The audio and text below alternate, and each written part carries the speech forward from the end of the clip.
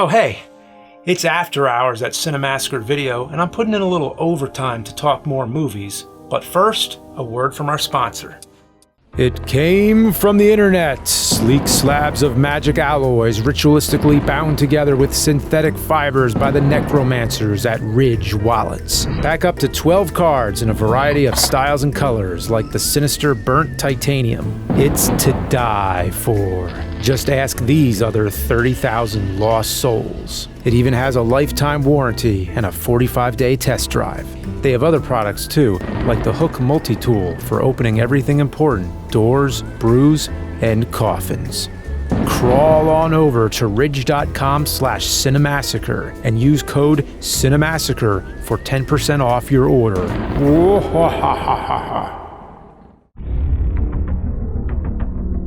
The invention of cell phones has kinda ruined movies. Unless the movie is a period piece, we can assume that all characters have cell phones. If a character is in trouble and they need to call for help, they don't need to run out on a highway and flag down a trucker to take them to a diner where they can ask to use the phone.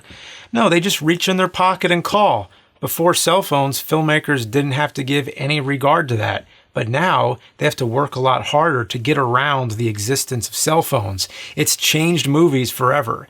Let's talk about movies from the pre-smartphone age that wouldn't work if they were made today. The Shining. Trapped in a hotel in a blizzard with Crazy Jack, Wendy tries to call for help, but the two-way radio's been disabled. Yeah, the radio. Well, hopefully a cell phone would have worked, unless Jack chops down the cell phone towers too. In Jaws, as soon as they saw the size of that shark, they should have gotten out the cell phone and called for that bigger boat, but maybe Quint would have smashed the phone like he did with the radio. E.T. wouldn't need to call home. He already got a text. It said, "Where you at?" He writes back, "On ducking Earth." Ducking. Fucking. Fuck.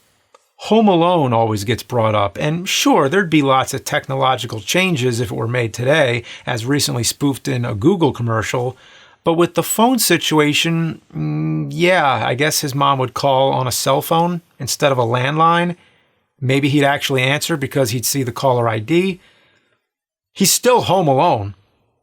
Caller ID is a big thing. In Scream or any of those classic phone horror movies, they'd have a much easier time tracing the call because now every phone has caller ID. Remember when they didn't? Remember when you'd answer the phone without knowing who it is?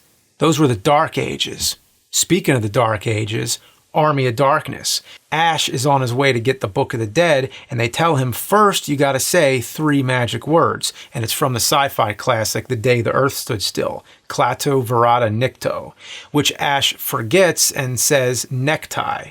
But if he had a cell phone, he'd type it into his notes, and then the autocorrect would go apeshit and change Nikto to necktie, and we're left with the same problem. In Dumb and Dumber, there's no reason they'd drive the wrong way to Aspen. They'd use the GPS. But on second thought, if anybody's going to screw that up, it would be these guys. Yeah, it would be the same movie. In Wizard of Oz, Dorothy wants to go home. Glinda tells her to get help from the wizard in Emerald City and to follow the yellow brick road. She sees it twists and winds and heads into the woods, so she pulls out her phone to find a better route. That's when she finds out Emerald City is just a fictional location from the L. Frank Baum story Wizard of Oz, made most famous in the popular 1939 film Which She's Living. Shocked beyond belief to discover her entire life is fake, she reads a full plot synopsis and finds out in the end all she has to do to go home is click her ruby slippers. Then she goes back to Glinda and says, "What the fuck?" In Taxi Driver, the movie turns out very different. You know the scene where Palantine, the presidential candidate, gets into Travis's cab, and Travis eventually starts thinking about assassinating the guy? Well, that doesn't happen. He never meets Palantine at all, because he never got in the cab. Yeah, he got an Uber. In Raiders of the Lost Ark, Indy and Marion stop the Nazis from getting the medallion, which has information on it leading to the Ark. But later on, who can forget that great scene when the Nazi raises his hand to show that the medallion, burned and scarred, oh, he just took a photo. Social media would play a big part in classic films. Going back to Jaws again, the mayor's trying to keep the beaches open and cover up the shark attacks. That is until somebody takes out their phone and photographs the victim's remains, posts it on Twitter, and then everybody starts going nuts with hashtag shutdown Amity Beach. In Batman 89, the photographer Vicky Vale wouldn't have to carry her photos around. Instead, she posts them on Instagram, and the Joker would leave comments saying crap, crap, crap. In Ghostbusters, how long do you think people would be doubting the existence of ghosts when everybody in New York City is tweeting about it? What about phones as props? In Ed Wood, when producer George Weiss yells at Ed that his movie is so bad he wants to kill him and then slams the phone, "And if I ever see you again, I'll kill you!" Would that have the same effect if he tried to dramatically push the hang-up button on his cell phone? "And if I ever see you again, I'll kill you!" Would Bill and Ted be able to travel time in a phone booth if nobody even uses phone booths?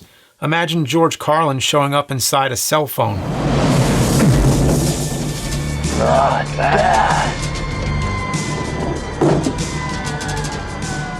And Clark Kent would look pretty silly trying to cram himself in there to change into Superman. Then there's the movie called Phone Booth. I doubt the sniper would be able to trap him in a phone booth if he used a cell phone. Oh wait, he does have a cell phone. In Back to the Future, Marty tries to write a letter to Doc that he's going to get shot, but he rips it up. And then Marty sends him a text. Done. In Part 2, Marty nearly kills himself hanging off Biff's car trying to get that sports almanac back. He finally gets it and survives by the skin of his teeth, and then Biff stops the car, pulls out his phone, and looks up the scores on Wikipedia. Marty wonders how that's possible in 1955, but then in Part 3, he goes back to 1885 and finds people had cell phones even back then, and that's when he realizes Doc accidentally dropped a cell phone sometime in the distant past, changing the course of history and practically every movie in existence, and that's how we got into this conversation in the first place. Yeah, all these movies are a lot different now that they have cell phones in them. So let me know which ones you've seen and what the new cell phone versions are like.